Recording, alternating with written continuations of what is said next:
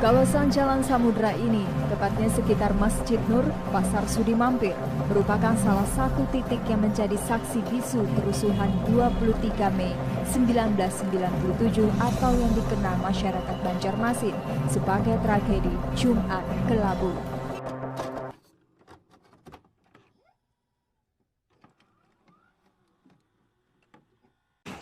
Assalamualaikum warahmatullahi wabarakatuh.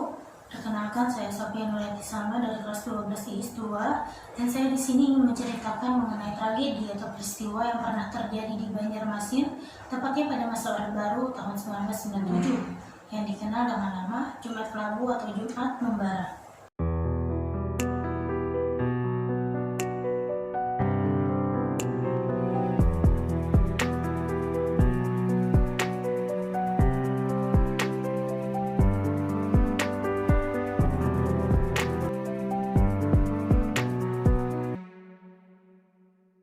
Tragedi ini terjadi pada 23 Mei 1997 dan bisa kita katakan menjadi kerusuhan terparah pada masa Orde Baru di Banjarmasin. Memang kerusuhan terparah pada masa Orde Baru ialah pada saat Mei 1998 sampai Orde Baru itu tumbang dan terjadilah reformasi. Namun kengerian dari peristiwa ini bisa kita katakan setara karena banyak sekali korban dan juga banyak orang yang hilang hingga sekarang belum ditemukan. Bermula pada kegiatan kampanye dari pemilu ke-6, seperti yang kita tahu pada masa Orde Baru hanya ada 3 partai yang mendominasi, yaitu Partai Golkar, P3, dan PDI yang ditandai dengan warna kuning, hijau, dan merah. Masuk pada peristiwanya pada 23 Mei 1997, Banjarmasin di pagi hari dikatakan sama seperti hari-hari biasanya. Bahkan kemarin pada 22 Mei sebelum kejadian, P3 telah melaksanakan kampanye terbuka, dan pada 23 Mei ialah jadwal Golkar untuk melakukan kampanye sekaligus menjadi kampanye terakhir pada pemilu 1997. Pada pagi itu kampanye Golkar berjalan dengan tertib, bahkan mereka juga membagi-bagikan sapu tangan bergambar beringin dan juga nasi bungkus kepada warga. Namun, petaka datang pada siang hari di saat umat muslim sedang melaksanakan sholat Jumat. Sewaktu ibadah berlangsung, sebagian masa kampanye Partai Golkar yang terdiri dari anak-anak muda dan remaja masih melakukan kampanye. Mereka bahkan melakukan parade motor yang knalpotnya sudah dicopoti, sehingga menimbulkan suara yang sangat berisik dan mengusik ketenangan mereka yang sedang beribadah. Puncaknya ketika parade sepeda motor itu melewati Masjid Nur di Jalan Pangeran Samudra. Sebenarnya polisi lalu lintas sudah mencoba untuk menghadang massa untuk tidak melewati jalan itu karena dikatakan umat muslim masih melaksanakan kegiatan sholat Jumat dan kala itu jamaah sangat banyak hingga meluber ke jalanan. Namun mereka bersikeras untuk melewati jalan itu dengan dalih bahwa sholat Jumat akan segera berakhir. Setelah sholat Jumat tepatnya pukul 2 siang, konflik dan kerusuhan pun terjadi di mana massa menghadiri titik kampanye Golkar. Salah satu pertama kali yang disasar ialah kantor DPD Golkar Kalimantan Selatan. Sehingga kerusuhan pun terjadi dan menyebar dengan cepat ke seluruh pelosok Banjarmasin.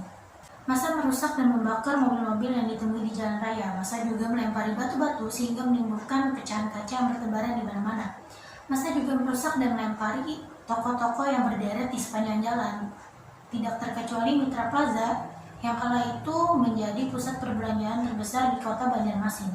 Petugas mulai menutup jalan, bahkan membuat pagar betis untuk melindungi kompleks pertokoan itu, tetapi massa berhasil menerobos dan masuk ke dalam Mitra Plaza. Setelah berhasil dirusak dan dijarah, ada sebuah sedan putih ditabrakan ke kaca etalase salah satu toko mainan di lantai dasar, sebelum akhirnya mobil itu dibakar dan dengan cepat api menyebar ke seluruh Mitra Plaza. 4 lantai gedung Mitra Plaza terbakar bersamaan dengan ratusan orang yang terkurung di dalamnya. Sementara itu kerusuhan tidak hanya terjadi pada kawasan pertokoan, tetapi juga pemukiman warga dan juga rumah-rumah ibadah pun terkena dampaknya. Mereka, para petugas kebakaran, tidak bisa bertugas karena diancam oleh massa menggunakan celurit, sehingga kebakaran menjadi semakin parah dan tidak terkendali. Pada jam 8:30 malam, massa kembali menjarah ke supermarket Mitra yang dikatakan juga merupakan pusat perbelanjaan terbesar di Banjarmasin, sebelum akhirnya gedung itu dibakar dan dikatakan apinya menyala dari jam 9 malam hingga 9 pagi keesokan harinya. Yang sangat tragis terjadi pada pukul 12 malam di mana seorang warga mencoba untuk keluar rumah melihat keadaan, namun tiba-tiba dia tergeletak tertembak peluru karena saking tidak terkendalinya situasi kala itu. Bahkan bisa kita katakan Banjarmasin kala itu benar-benar seperti lautan api. Pukul 3 subuh akhirnya pasukan keamanan melakukan razia ke berbagai tempat di Banjarmasin, dan dari kejadian ini diamankan sekitar 195 orang. Besokan paginya Banjarmasin masih dikelilingi dengan asap hitam dan bau-bau busuk yang diduga dari mereka orang-orang yang terkurung dalam gudang dan hangus terbakar di dalamnya. Setelah kejadian ini berlalu, Banjarmasin mengadakan yang namanya cooling off, yaitu adanya jam malam dari jam 8 hingga jam 5 pagi selama 5 hari berturut-turut, yaitu dari tanggal 24 Mei hingga 29 Mei 1997. Sayangnya saat itu pemerintah cenderung tertutup terhadap kerusuhan ini, sehingga untuk berapa angka korban sampai sekarang belum diketahui secara pasti. Menurut YLBHI ada sekitar 123 orang korban meninggal, 118 orang luka-luka, dan 179 orang hilang dan sampai sekarang belum ditemukan.